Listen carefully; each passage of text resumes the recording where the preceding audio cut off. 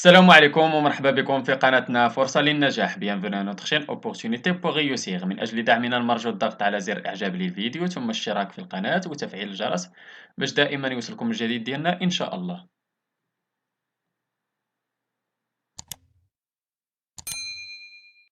إن شاء الله في هذا الفيديو هذا غادي نشوفوا درس من دروس مستوى الثالث ابتدائي نيفو سي 2 من كتاب كوكليكو. إذا هذا الدرس هذا غادي يكون هو ديال إكريغ باللاتر بيرسونيل. غادي نشوفوا كومون on peut écrire une lettre personnelle كيفاش ممكن نكتب واحد الرسالة شخصية.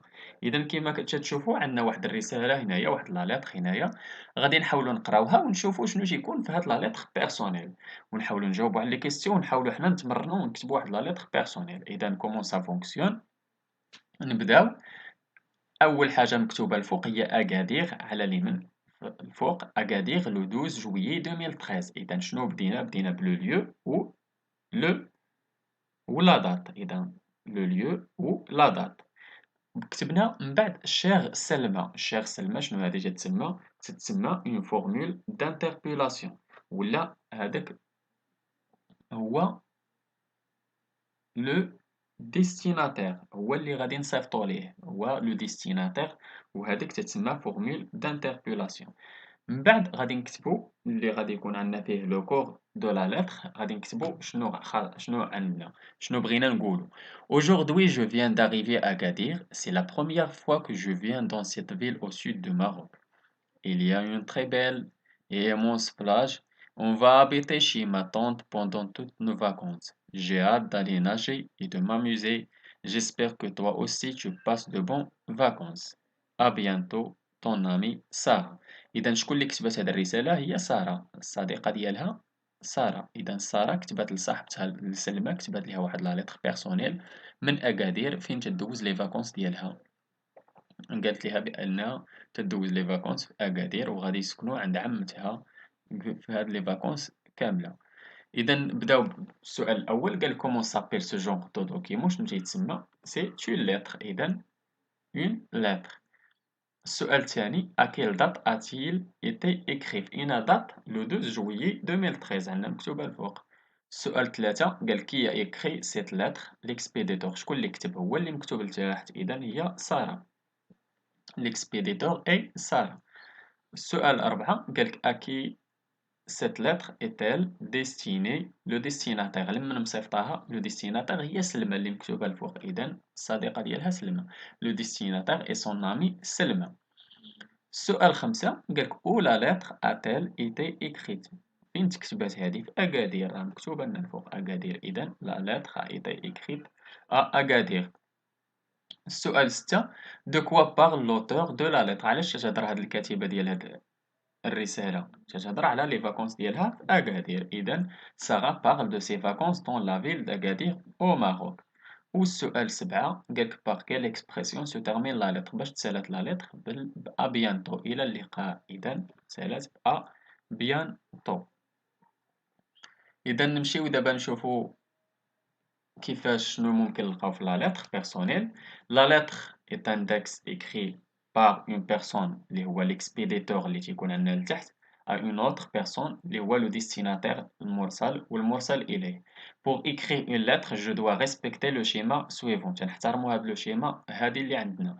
إذا أول حاجة الفوق تنكتبوا لو lieu و la date الفوق على اليمين وتنزيدو على التحت على اليسار تنكتبو لا فورمول دانتربيلاسيون ولا اون فورمول بور كومونسي و اون نوم لو ديستيناتير. ممكن نكتبو واحد لا فورمول نسميو فيها ديستيناتير نكتبو السمية ديال وممكن ما نكتبوش السمية بحال الا ممكن نكتبو شير كليون ولا. وبالنسبة سكون لون أدير هو لو كور دو لا لتر شنو ممكن نقولو شنو غادي نقولو في داك الرسالة هو لو كور دو لا لتر هو اللي تنكتبوه تما فين تتشوفو لتحت من هاك.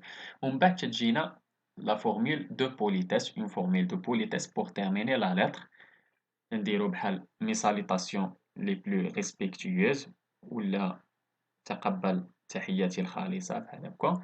وفي الاخر تيجي لا سينياتور ديال ليكسبيديتور تنكتبو السمية ديال ليكسبيديتور اللي صيفط هاد الرسالة هي اللي تنكتبوها لتحت على اليمين. إذا دابا نحاولو ندوزو إن شاء الله لأكتيفيتي 1. قالك numérote les parties du lettre dans l'ordre. يعني أول حاجة غنبداو بها شنو هو لو lieu، هو الأولانية. تاني حاجة هي la date. تالت حاجة هو le corps de la lettre. رابع حاجة la formule de politesse. وخامس حاجة هي la signature وهي الأخيرة.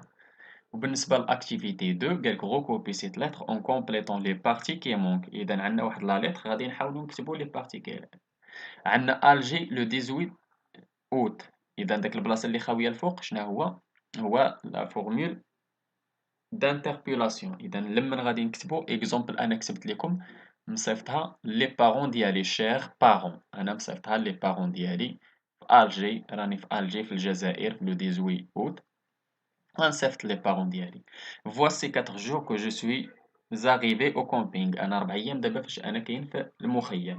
إذا شنو غادي نقول ليهم ممكن نكتب ليهم aujourd'hui nous avons promené dans la forêt et nagé dans la rivière. Vraiment je passe des bons moments avec mes amis ici à la camping.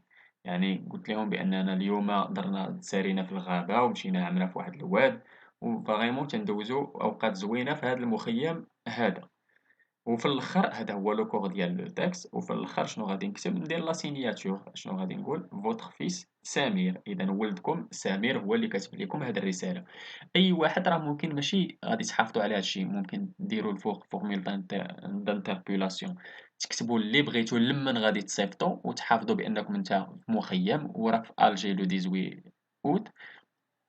غادي تكتبوا شويه شنو عندكم في ذاك المخيم وتكتبوا ممكن يكون صديق مصيفطها لصاحبو، ممكن تكون بنت مصيفطها لصاحبتها. اذا انا كتبت للشيخ بارون وكتبت لهم بان ولدهم هو اللي صيفط لكم هذه الرساله هذه. اذا نتمنى تكونوا فهمتوا شنو هي écrire comment écrire une lettre personnelle. نتمنى لكم التوفيق. شكرا لكم. شكرا لكل متابعينا الأوفياء. لا تبخلوا علينا متابعي قناتنا بلو بارطاج ديال لا فيديو أكيد إلا عجبكم.